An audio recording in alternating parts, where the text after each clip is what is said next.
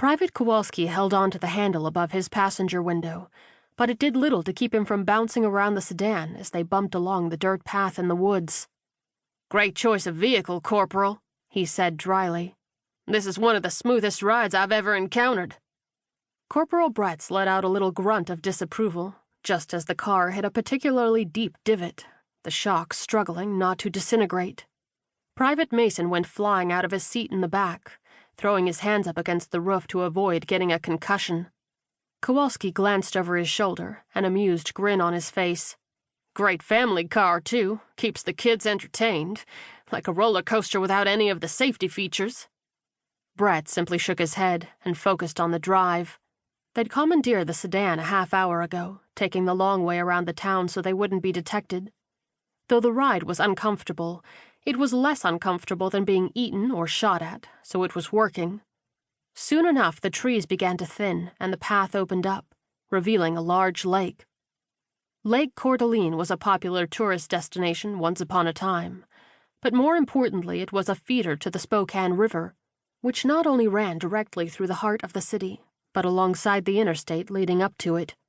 "Thank fuck," Kowalski breathed as the car came to a stop a few hundred yards away from the waterfront. "Remind me never to let you pick a car out for me." He dove out of the car and stretched his arms and legs. "Hey, it was either this or the smart car," Bretz replied as he shut the driver's side door. The private shook his head. "I don't know. I've heard those things are built pretty well." "Yeah, but we would have had to strap Mason to the roof," the corporal said, motioning to their third companion as he got out of the back seat. Kowalski grinned. Fresh air does the body good." Mason raised his hand, grimacing as he stretched his back. "I'll take a roll-down window, thanks." After getting the bumpy discomfort from their bodies, the three men walked along the tree line a bit, looking down at the docks. Kowalski pulled his sniper rifle from his back and peered through the scope to sweep the area. The first few docks appeared to be empty, but the third one had a padlocked door on the front of an enclosed shed. "Looks like we got a potential here," he said. Bretz leaned forward. "What do you see?" "Enclosed private dock with a door padlocked from the outside," he replied.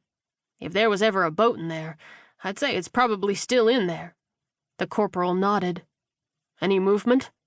"Half a dozen locals, about 20 or 30 yards from the dock," Kowalski said, as he swept the area.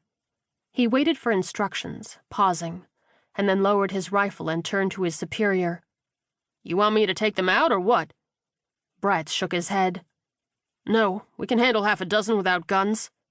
"I thought we were far enough away from Hayden that we didn't have to worry about noise?" Mason asked. The corporal motioned to the trees behind them. "There are 30 to 40,000 zombies within a couple miles of us. Do you really want to risk it to avoid a little hard work?"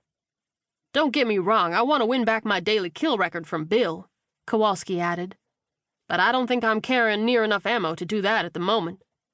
Mason nodded, putting his hands up in surrender. "All right, boys, let's go find us a boat," Brett said, and led the way towards the water. "What do you think, Corporal?" Kowalski asked as he slung his gun back over his shoulder. "How big of a shit show is this going to be?" 30 to 40,000 zombies with whatever scraps they send us?" Brett shrugged. "Shouldn't be too bad in comparison." Mason raised an eyebrow. "In comparison to what?" "The 200,000 zombies in Spokane," Kowalski said. Mason's shoulders sagged. "How the hell are we supposed to take on 200,000 zombies?" he moaned. "Well, if I know the captain, he's got something up his sleeve," Bretz replied firmly. As they came down the path, they kept a close eye on their surroundings so that they wouldn't be surprised by any extra hiding zombies.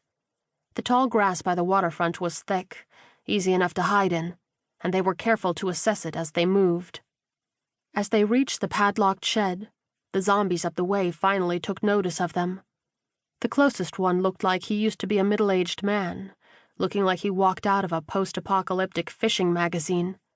He moaned loudly and staggered towards them, the myriad of lures hanging from his tattered vest clinking together as he moved.